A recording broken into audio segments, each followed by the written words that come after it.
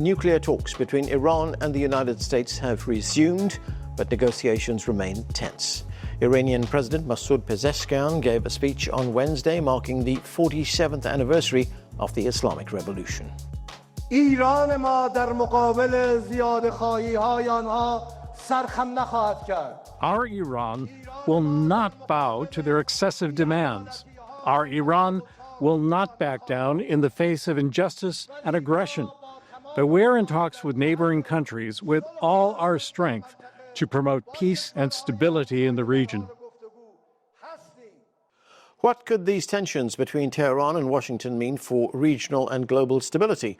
To discuss this and more, let's bring in our guest, Ali Akbar Dareini. He is a researcher and writer at the Strategic Studies of Public Policy Journal. It's the 47th anniversary of the Islamic Revolution, but the commemorations this year are overshadowed to an extent by the demonstrations that took place just about a month ago. There were demonstrations on the streets of Tehran as well as other cities in Iran. It left thousands of demonstrators dead. It also left security force members dead as well. Iran accused the United States and Israel of fomenting some of what we saw on the streets of the country. So how would you describe the mood in Tehran right now? Millions of Iranians took to the streets today. That is a manifestation of national solidarity despite economic hardships. President Pezeshkian apologized to the nation today, promising that he will do his best to tackle the problems, while a segment of the population doesn't believe in him. But despite hardships, millions of Iranians took to the streets. That is a manifestation of national solidarity.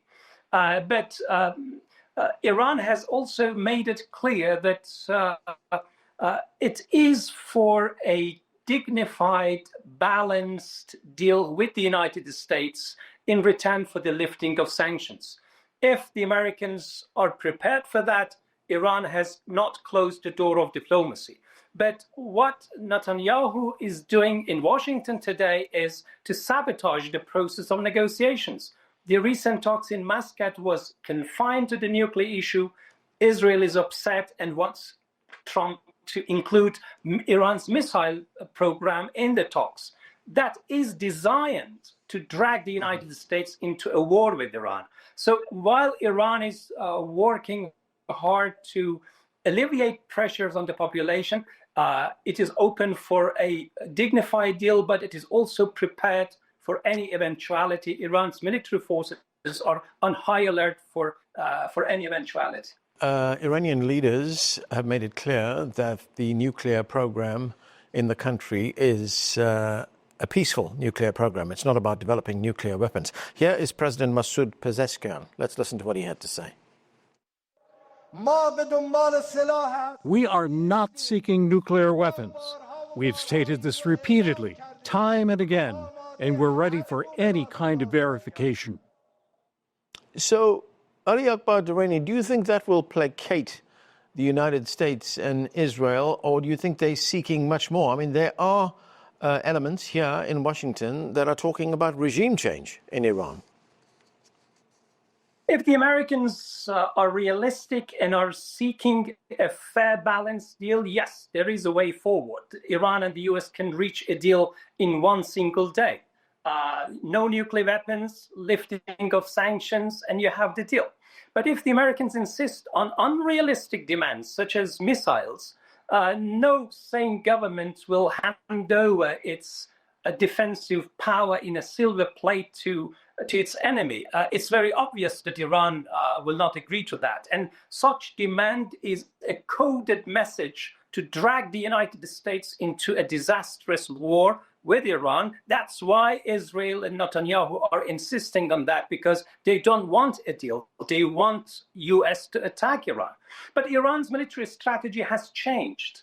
The delayed, limited, symbolic retaliation Iran showed in the previous attacks don't work for Iran anymore. If a war happens, if the US attacks Iran again, it will be a war of survival. So Iran has made it clear that if it is attacked, whether it's a limited war or a larger scale war, it will retaliate massively, and it will lead to a regional, costly, bloody war with unimaginable consequences. So Iran is open for a dignified nuclear deal, but Iran will not surrender. Iran will not capitulate to America's unrealistic demands if Trump is going again to fall into Netanyahu's trap.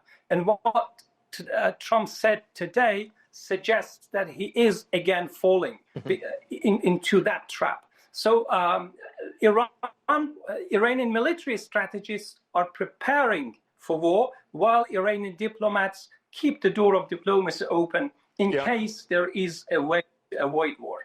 Okay, Ali Akbar Dareini, you say if there is an attack that there will be massive retaliation by Iran, but would Iran be prepared to take on a regional power, Israel, that is widely believed to have hundreds of nuclear missiles? The cost of capitulation, the cost of surrender is way more than war for Iran. So if Iran is going to be attacked this time, whether by the US first or Israel first or a combination of the two, it is a war of survival. And Iran will use all its power, all its capabilities to make sure that the Americans will get a bloody nose. Iran will suffer. But Iran is making big preparations for the possibility of war. But it is not seeking war. It is open for a dignified deal. But if Iran is attacked, there is no choice. Iran knows how to defend itself. Israel doesn't enjoy strategic depth, and Iran has already prepared plans how to respond to both Israel and the US. If Iran is attacked, Iran does not possess intercontinental ballistic missiles to hit the US mainland. So it will target America's military bases in the region. All American assets in the air, on land, and at sea will be legitimate targets. So Iran has made large preparations for the worst scenario, but it is hoping that diplomacy can prevent that. The big problem here is Netanyahu, who is actively seeking to draw the United States into a disastrous war. How are other countries in the region watching this, especially the Gulf states? All Arab states, Iran's neighbors, are extremely concerned about the possibility of a war because whether they like it or not, they are hosting American bases, and Iran will attack those bases, and it will be disastrous for the entire region. So they are talking to Iran, and they are talking to the United States and pressuring the United States not to listen to war criminal Netanyahu, not to seek Iran's capitulation, but go for a balanced deal. So they are supporting to avoid war.